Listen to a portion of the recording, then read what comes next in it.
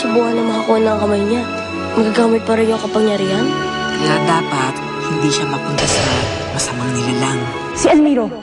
Bumalik na kasi siya sa lupa para hanapin si Lara. Kailangan natin silang abutan. Basta ang mahalaga, masundan natin sila. At malaman natin kung saan sila nakatira. Kailangan ko na umalis. Ayokong isipin mo na hindi ka mahalaga sa akin. Kung alam mo lang kung gaano mo nakasaya ang buhay ko. Nanaginip ako, Alexi. Naagaw na daw sa akin si Lara. Naagaw siya sa akin ni Nikolay. Iayain ko na siya magpakasal. Would you marry me?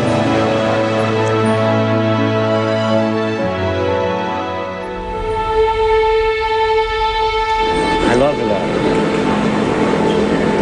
Magkasal na tayo.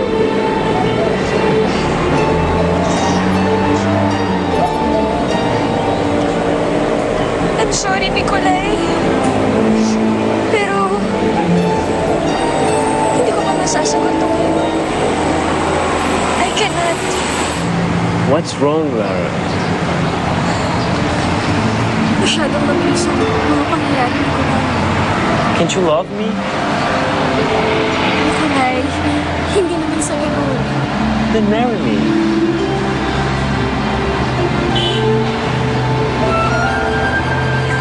I need your decision, Lara. I need to go back to my country. And I want to take you with me. You? Take me with you? Yes, my country. Free from all the poor people that hurt you. What about my family? I'll take them with us. Lara, I can no longer stay here. People already know my secret. They are after me. I need to escape before it's too late. And I want you with me. I need you, Lara. I love you. I want to take care of you. Please.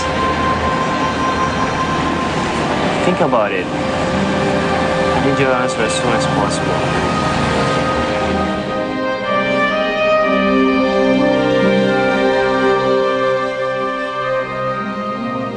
Balitang-balita ako yung nangyari kagabi sa party.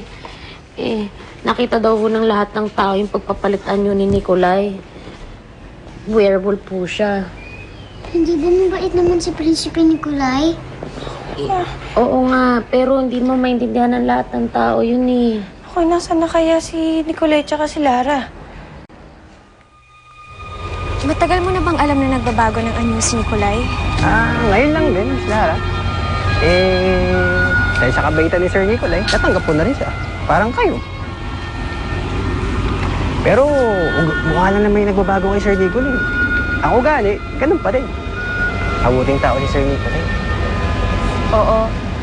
Alam ko yun. Yun nga lang, parang may sakit siya na basta-basta na nagbabago na kanya pag sinusumpong. Pero yun lang naman yan. Kawawa naman si Nikolay.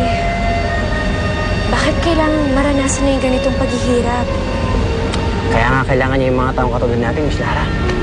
Tayo na, nakakaunawa sa kalagayan niya. Paano nga lang pag nawala kayo sa buhay niya? Kawawa naman siya. Lalo na marami na nakakalam ng sekreto ni Sir Nicolay.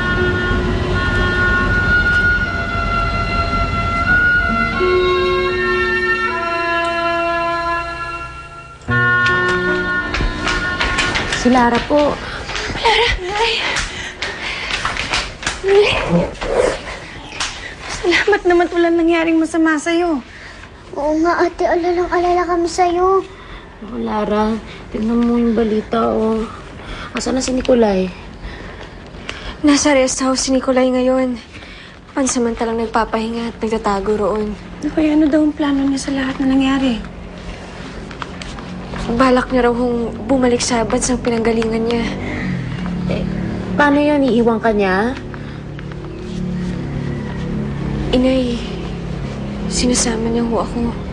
Ha? Sinasama niya tayong lahat. Talaga ate? Inay, niyaya niya ho ako magpakasal. Talaga ate?